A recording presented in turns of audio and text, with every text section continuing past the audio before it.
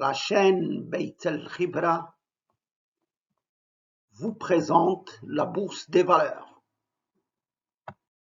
Bonjour, aujourd'hui Beit El Khibra va vous présenter ce que c'est la bourse d'une manière très simple. Alors en bourse, comme vous voyez ici, il y a deux parties.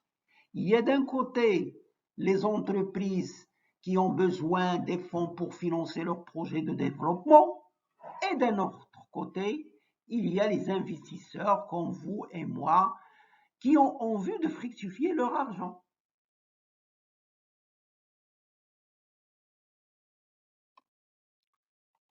Du coup, il y a un échange de liquidités entre les investisseurs et les entreprises, avec une promesse que ces entreprises vont verser une partie de leurs bénéfices qu'ils vont générer aux investisseurs.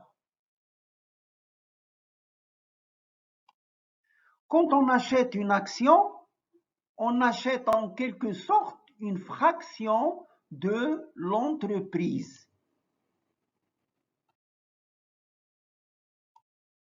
On devient propriétaire d'une part du capital de l'entreprise, mais proportionnellement à la valeur des actions par rapport au capital.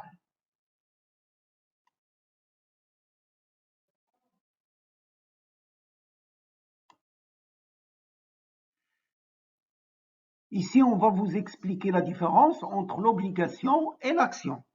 Dans le cas des actions, on a droit à des dividendes, c'est-à-dire une partie des bénéfices de l'entreprise. Alors que dans le cas, quand on achète des obligations, dans ce cas-là, on prête simplement de l'argent à l'entreprise et on aurait droit à des intérêts. Donc, les placements en obligation, c'est un placement sûr et souvent moins rentable parce que les taux d'intérêt sont des taux trop faibles.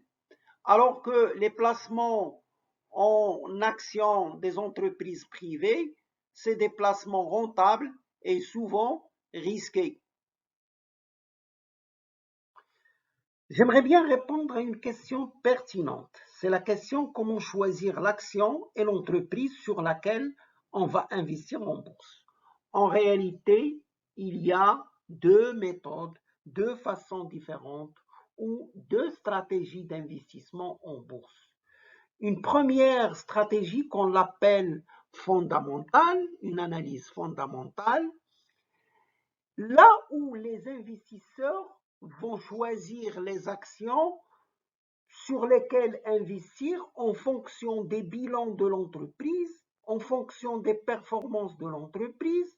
Cette première stratégie, elle est plus sécurisée, qui se base sur le fait que lorsque l'entreprise génère des bénéfices, eh bien, il vous verse une partie de ces bénéfices sous forme de dividendes.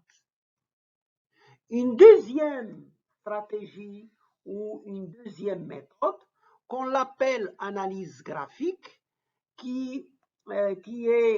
c'est-à-dire qui se base sur l'échange d'une action et sur le prix auquel il va s'échanger une action. Et oui, le prix d'une action baisse, augmente, donc ce qui fait qu'il y a des fluctuations.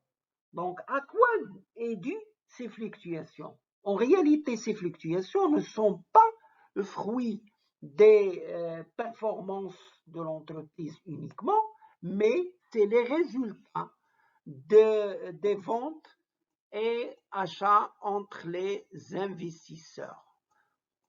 C'est ce qu'on appelle spéculation boursière. Ici, on va voir et on va traiter le cas d'un investissement avec une stratégie de conservation, c'est-à-dire l'investisseur va conserver les actions jusqu'à ce que l'entreprise lui reverse des dividendes, les dividendes. Et on va calculer ce ratio, ce rapport de rentabilité et de rendement. On va calculer le rendement. Supposons qu'on a acheté une action à 100 dirhams et on a acheté 10 actions et on les a vendues à 120 dirhams. Donc, l'entreprise, en premier trimestre, nous a accordé 10 dirhams de dividendes par action de bénéfices.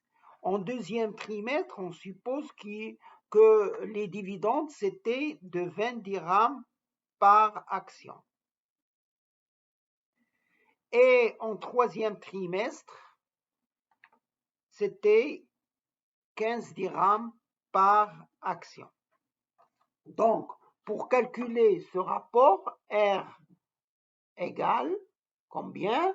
Est égal prix de vente. On a vendu à 100 dirhams. Donc, 100 dirhams fois 10, c'est 1200. Plus les dividendes, vous avez 10 dirhams plus 20, 30, plus 15, 45. 45 des dividendes sur les 3 trimestres. Moins le prix d'achat. Le prix d'achat, c'était 1000 dirhams sur 1000 dirhams. Ça nous donne R est égal 245 sur 1000. C'est l'équivalent de quoi? De R égale 24,5%. Donc, le rendement de l'action, c'est 24,5%. Ici, on va aborder l'analyse graphique ou ce qu'on appelle la stratégie de vente et achat. De vente et achat entre les investisseurs. Supposons qu'un investisseur a acheté encore 10 actions à 90 dirhams et à un certain temps, il les a vendues lorsque le cours d'action a atteint 200 dirhams. Donc, une augmentation de 110% par action, ce qui fait que le rendement ici, par rapport à ce qu'on a vu lorsqu'ils optent pour la stratégie de conservation, c'est 24,5%, ici c'est 110%. Donc c'est 110%. Maintenant, il reste à savoir quelle stratégie vous choisissez. Est-ce que c'est la stratégie de conservation ou la stratégie ou l'analyse graphique? La bourse au Maroc a été créée en 1993 par 25 entreprises cotées en bourse. À l'époque, on parlait de l'indicateur boursier CFG 25. Puis, le démarrage de la bourse en ligne via Internet en 2006. Quelques marchés boursiers avec leurs indicateurs, Wall Street, Dow Jones et Nasdaq comme principaux indicateurs boursiers, et la place de la bourse Paris avec son indicateur, le principal indicateur CAC 40.